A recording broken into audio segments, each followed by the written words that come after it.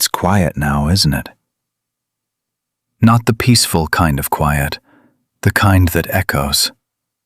The kind where your phone doesn't light up anymore, where their name doesn't appear, where the space they left behind feels louder than anything they ever said.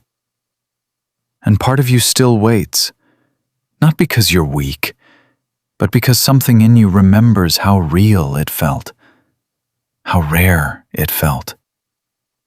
But here's the truth you don't want to hear, and maybe the one you need the most.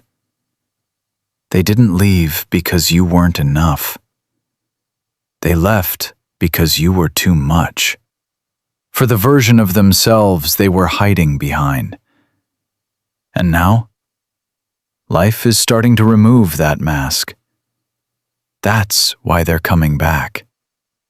Not because they suddenly became better people overnight, but because something inside them is finally catching up. And it's uncomfortable. You have to understand something about avoidant people. They don't process emotions the way you do.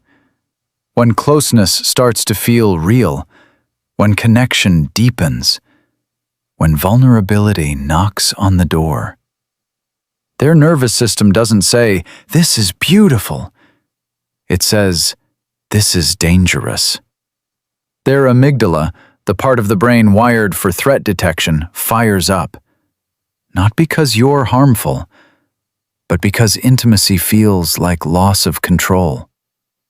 Their body floods with cortisol, stress, pressure, overwhelm. And instead of leaning in, they pull away. Not logically, not consciously, instinctively. Distance becomes relief. Silence becomes safety. Detachment becomes survival. And you? You're left trying to make sense of something that doesn't make sense. You replay conversations. You analyze messages. You wonder what changed. But nothing changed. They just reached the point where feelings became too real to ignore and too intense to handle. So they ran. Not away from you, but away from what you made them feel. And here's where it gets even harder to accept. They didn't stop caring. They suppressed it. Because for someone avoidant, caring deeply feels like losing themselves. So they bury it. They distract themselves. They convince themselves they're fine. And for a while, it works. They feel free again. Unbothered. Detached. In control. No expectations. No pressure. No emotional weight. Just space. But space has a strange effect on people like them. At first, it soothes them. Then, it exposes them. Because once the noise fades, once the distractions wear off, once the illusion of independence settles, something uncomfortable starts to surface. The absence, not just of you, but of what you gave them. Consistency, depth, real emotional presence. Things they didn't know how to hold on to, but now can't replace. And this is where everything begins to shift. Because life doesn't just keep giving them surface-level connections forever.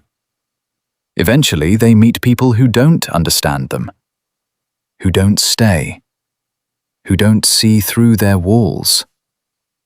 Eventually, they experience the exact thing they avoided with you. Disconnection. Only this time, it's not by choice. And that hits differently. Because now, their nervous system isn't reacting to closeness. It's reacting to emptiness. No dopamine from meaningful interaction. no emotional grounding, no one who feels like home. Just noise. Just temporary distractions that fade faster each time. And suddenly, you start to make sense again. Not as a memory, but as a feeling. A rare one. The kind that doesn't come around often. And now they're comparing. Every conversation, every interaction, every moment of almost connection gets measured against what they had with you. And nothing quite matches. That's when the thoughts begin. Subtle at first. I wonder how they're doing. I wonder if they moved on. I wonder if I made a mistake. They won't say it out loud. Avoidants don't rush into emotional accountability. But internally, the shift has already started. Because your absence isn't just quiet anymore. It's loud in their mind. And here's the part that changes everything. It's not your words that bring them back. It's your silence. Not forced silence, not manipulative silence, but real, grounded, non-reactive silence. The kind that says, I'm no longer waiting to be chosen. Because when you stop chasing, you remove the pressure that once overwhelmed them. But you also remove the comfort they took for granted. You become unfamiliar again. And unfamiliar is intriguing. They start to feel something they haven't felt in a long time. Curiosity. Not about what you're doing, but about who you've become without them. And that curiosity slowly turns into something heavier. Because now, they can't predict you. They can't control the dynamic. They can't assume you're still emotionally available in the same way. And for someone who once ran from closeness, that unpredictability creates a different kind of pull. Not pressure, attraction. Because now they're the ones leaning forward.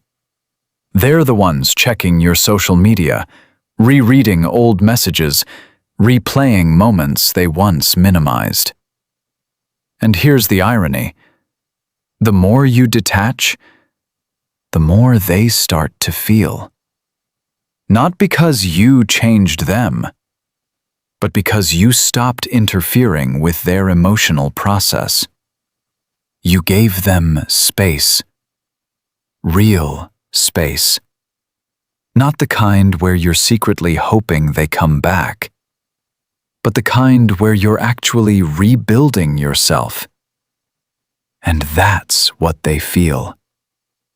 Energy doesn't lie.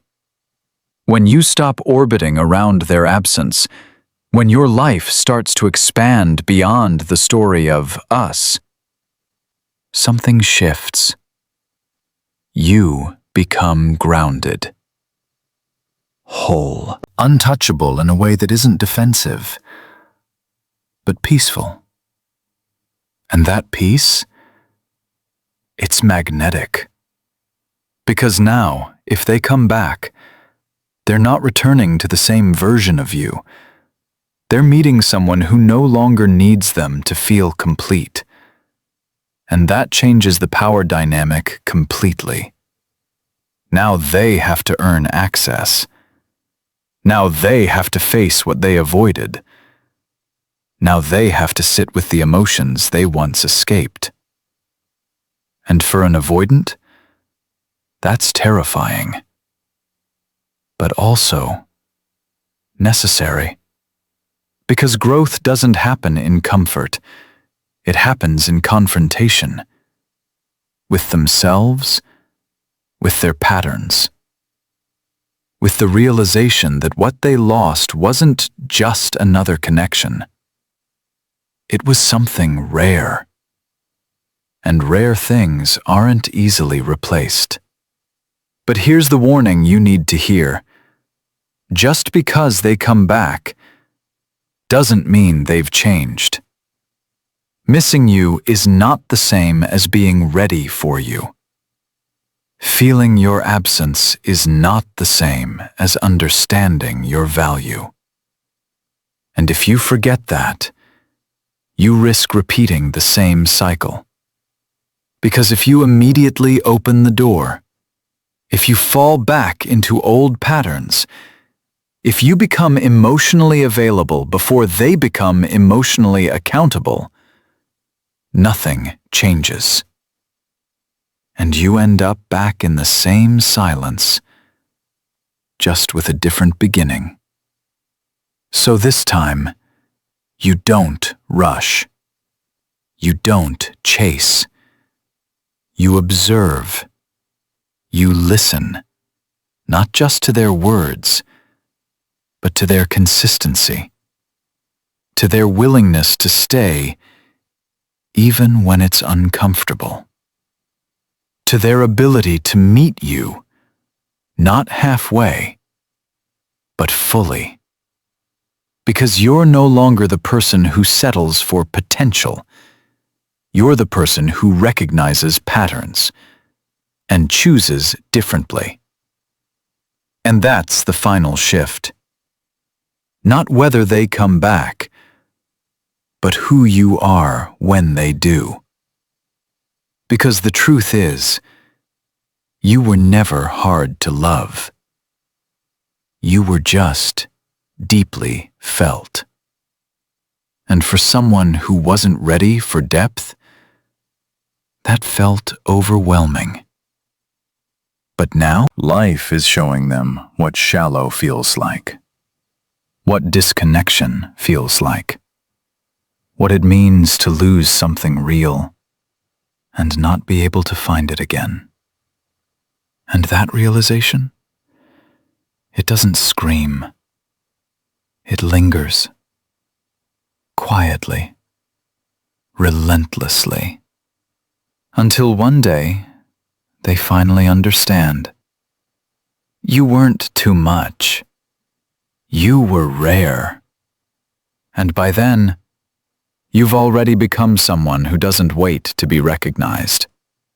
You recognize yourself. You choose yourself. And that's the kind of power they can feel, even from a distance.